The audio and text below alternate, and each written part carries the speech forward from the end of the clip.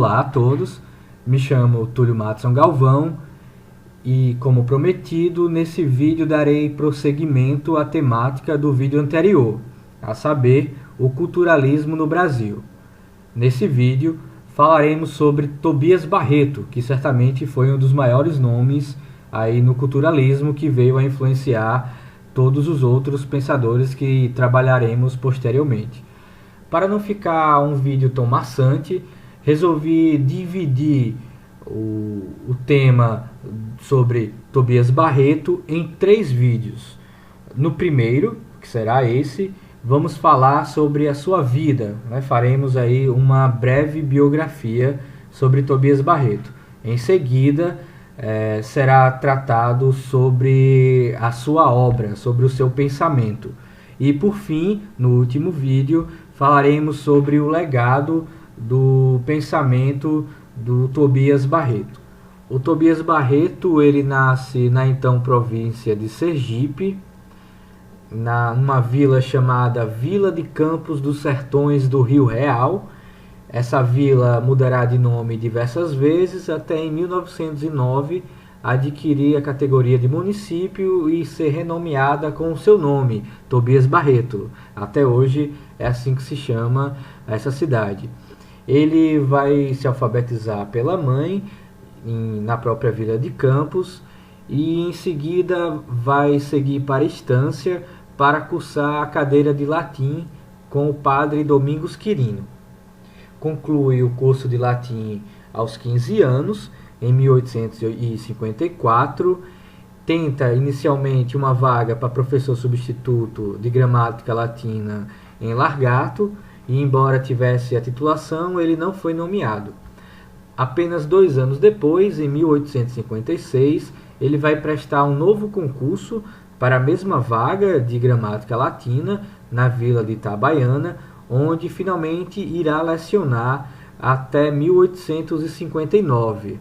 Na vila de Itabaiana ele vai ter uma vida boêmia, ele gostava bastante de violão e com o seu grupo, e certa vez ele resolve com seus amigos para a casa de um juiz, e lá nessa casa os seus amigos dizem: olhem, tem aqui um rapaz que é metido a poeta. E ele apresenta os seus versos para o juiz. Esse juiz fica vislumbrado com o potencial daquele garoto e concede uma carta de indicação para que ele possa cursar direito ou algum outro curso superior. E através dessa carta ele consegue, através da Assembleia Provincial do Sergipe, que seria equivalente aí à Assembleia Legislativa, ele consegue uma licença de 6 anos como professor para poder cursar direito.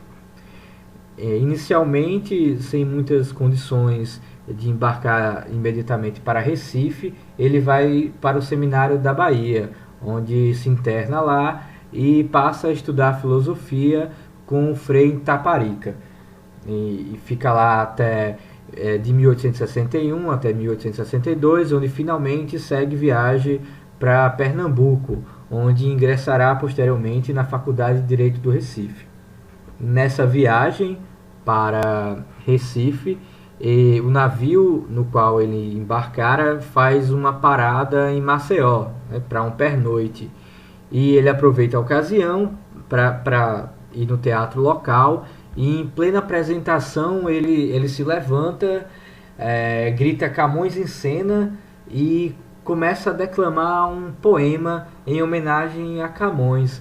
Esse fato vai ser registrado nos jornais locais, tamanha foi a atenção que ele conseguiu atrair para si, onde se registra esse fato e se publica um outro longo poema de sua autoria. Uma vez em Recife, Tobias Barreto vai ingressar na Faculdade do Direito do Recife, na mesma turma que o Castro Alves. Os dois desenvolverão aí uma amizade, recitarão versos em teatros, inclusive alimentarão aí uma certa rivalidade poética.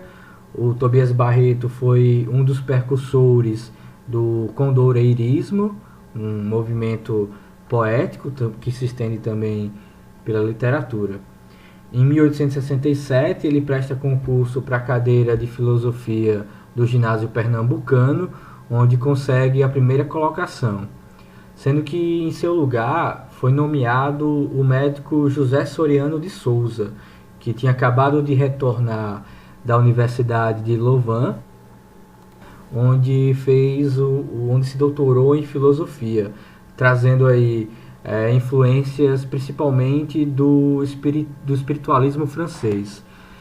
O pesou na decisão da não nomeação do Tobias Barreto o fato dele ser solteiro e não ter conseguido o atestado de bons costumes, né, que era expedido pela igreja, e que além da prova escrita e da prova prática era também exigido no concurso, né? E ele, que era um boêmio, um crítico da igreja, não conseguiu esse atestado, o que teve uma forte influência para Tobias Barreto buscar outras referências que não o espiritualismo francês ou o positivismo francês, que também vinha da França, assim como também o tomismo e a ontologia aristotélica, que ainda dominava o debate filosófico no Recife e em boa parte do país. Ele vai terminar o curso de Direito 2 anos depois, em 1869, quando noiva com Grata Mafalda dos Santos, que era filha de um dono de engenho. Para manter-se inicialmente, ele vai realizar aulas particulares, mesmo já tendo sido estabelecido como poeta, ensaísta, crítico da religião, da filosofia, do direito. Em 1870, ele vai passar a ter uma certa militância, digamos assim, nos princípios do liberalismo, vai escrever aí para jornais como o Liberal e o Americano, né? Esse último ele foi um dos fundadores. Nesse período onde ele também vai se filiar ao Partido Liberal. No ano seguinte, em 1871, ele vai deixar Recife e vai mudar-se para Escada, uma pequena cidade aí no sul de Pernambuco, onde vai exercer a profissão inicialmente de advogado e posteriormente de juiz municipal substituto. Em 1874, ele vai criar o seu próprio jornal, chamado Um Sinal dos Tempos, editado por uma tipografia própria, onde vai divulgar autores alemães até então desconhecidos no país, né? E vale ressaltar que ele aprendeu o alemão por conta própria, né? No ano seguinte, inclusive, ele vai passar a editar um jornal escrito exclusivamente em alemão, né? Chamado Der Deutscher Kämpfer, o lutador alemão. Ele pretende com isso expandir a influência do pensamento alemão no norte do país, né? Já haviam pelo menos 2 outros jornais no país na época editados em alemão, a Germânia em São Paulo, havia outro no Rio Grande do Sul, e a sua intenção ao fundar esse jornal era difundir o pensamento alemão no norte e nordeste do país. Em 1878, ele vai ser eleito deputado estadual, né, na Assembleia Provincial, que seria o equivalente aí à Assembleia Estadual, e onde ele vai representar a cidade de Escada pelo Partido Liberal. E durante esse mandato de deputado, ele vai se envolver aí em várias polêmicas. Ele vai ser reconhecido até pelos seus adversários do Partido Conservador como um excelente orador, né? Chegando inclusive um conservador a comparar o Tobias Barreto na tribuna a um palco.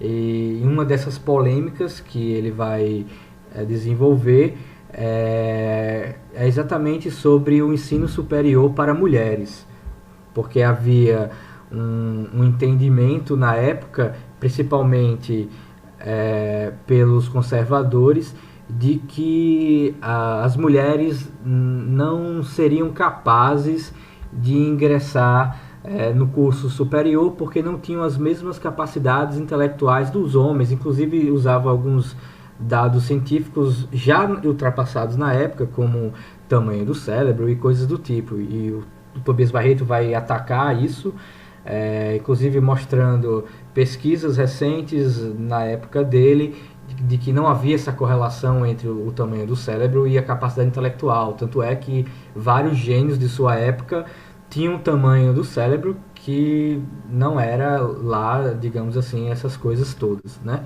Inclusive, para respaldar essa sua tese, ele vai conseguir aí bolsas de estudo, né, concedidas pela Assembleia Provincial para 2 mulheres, para elas estudarem medicina nos Estados Unidos e na Suíça, né, para poder com isso respaldar a sua tese de que mulheres podem sim cursar o ensino superior e ter uma formação de ponta.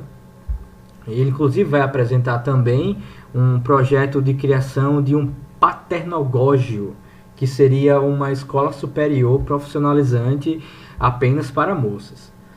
O seu mandato vai acabar em 1879 e ele, não conseguindo reeleger-se, retorna para a Escada, onde inicialmente vai ser vereador na Câmara Municipal, mas nem chega a assumir plenamente o cargo, porque logo em seguida torna-se novamente juiz municipal substituto. E após a morte do seu sogro, que era um dono de engenho, ele vai alforriar alguns escravos, e é importante ressaltar que ele foi um árduo militante do movimento abolicionista, ele que era mulato, que sofreu bastante por isso, e em detrimento disso ele se desentende com alguns dos herdeiros do seu sogro. Ele vai ter a sua casa cercada, num episódio onde ele quase vai perder a sua vida. Em 1882, ele vai concorrer à vaga de professor substituto na Faculdade de Direito do Recife, onde será nomeado, e em detrimento disso se tornará um mentor intelectual de toda uma geração formada ali naquela faculdade, né? Devemos ressaltar aqui que na época só haviam 2 faculdades de direito no país, né, fundadas ao mesmo tempo pelo imperador Dom Pedro II. Uma era a Faculdade de Direito de São Paulo, né, que viria a originar-se depois na USP, e a outra era a Faculdade de Direito do Recife. Então, ele tinha alunos de vários estados, de vários rincões do país, que iam para lá, para Recife, para poder estudar direito. E a sua influência, então, se estende, adquire, digamos assim, um alcance, digo até nacional, porque esses alunos, quando eles retornam para os seus estados de origem, vão difundir aí todo o pensamento alemão, como também todas as ideias que emanavam ali do Tobias Barreto, né? E é por isso que vai se criar depois daí o que ficou conhecido como a Escola do Recife, né? Principalmente formada pelos seus alunos. Ele, inclusive, na época, foi reconhecido pelo um importante filósofo alemão, que foi o pai do monismo, que foi o Haeckel, né, como um grande pensador contemporâneo. Ele foi aí um propagador não apenas de ideias abolicionistas, como também da proclamação da República, né, quando ainda éramos um império, e além de outras causas liberais da época, né, causas democráticas e socialistas, que eram absorvidas por esses jovens e propagadas pelo país afora. O Tobias Barreto morrerá em 1889 praticamente na miséria, com 9 filhos e sobrevivendo em grande medida pela ajuda de alunos e admiradores. Um grande amigo seu, o Silvio Romero, que foi um dos fundadores da Academia Brasileira de Letras, fará com que a cadeira 38 até hoje ocupada pelo Sarney, tenha o seu nome, Tobias Barreto. Bom, por hoje é isso. No próximo vídeo, como dito anteriormente, vamos falar da obra do Tobias Barreto, como também da influência que ele vai sofrer de autores principalmente alemães, e num vídeo posterior vamos falar sobre o legado do pensamento do Tobias Barreto. Então, até mais.